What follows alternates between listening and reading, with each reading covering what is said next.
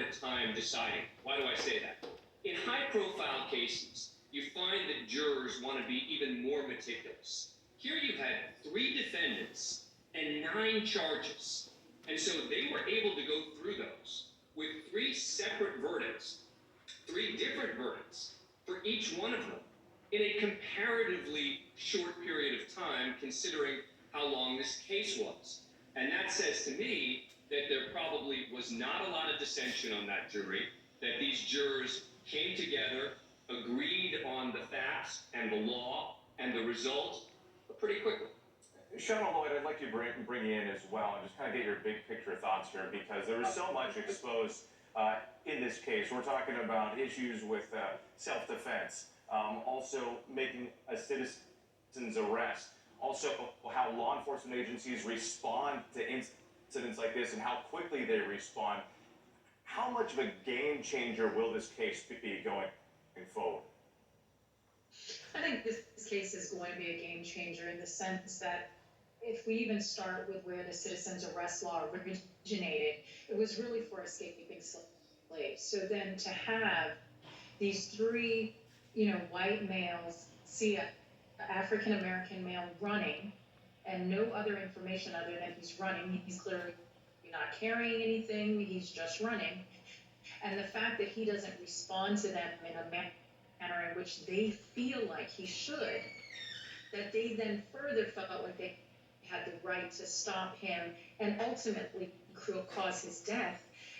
That says a lot about where the morals and where the views are of the people within and those persons. And I think that's what you're seeing the African American community respond to, is that they recognize that there is a difference in the way they're treated versus the way others are treated in these situations. So to get this verdict and to know that there are members and these jury persons that decided that that type of behavior is not acceptable, it does not fit our laws. They could not identify any crime that he was guilty of, yet they still chased him. And I think this verdict reflects that people can look as reasonable persons at this situation and think to themselves, you might have stayed in the car, you might have called the law enforcement, you might have done a lot of things. We as ordinary citizens, sure, we have a duty to protect our property, we have a duty to protect our neighbors, but that duty does not mean that we can then resort to vigilante behavior. And I think that is the message that will be carried through, because this jury has shown that the reasonable persons don't think that that's acceptable behavior. Sean Lloyd, thanks so much. Steve Osensami, I'll give you the final word here. Are you getting any reaction yet from the Arbery family or anybody out there outside the courtroom? So we're definitely hearing the cheers, we're hearing the tears, and I'll add a few other things that that we were just talking about. One is that this decision essentially says that it's no longer or never been legal in Georgia to stop a black man with a gun and expect him to stop and then shoot him dead and then be able to claim self-defense.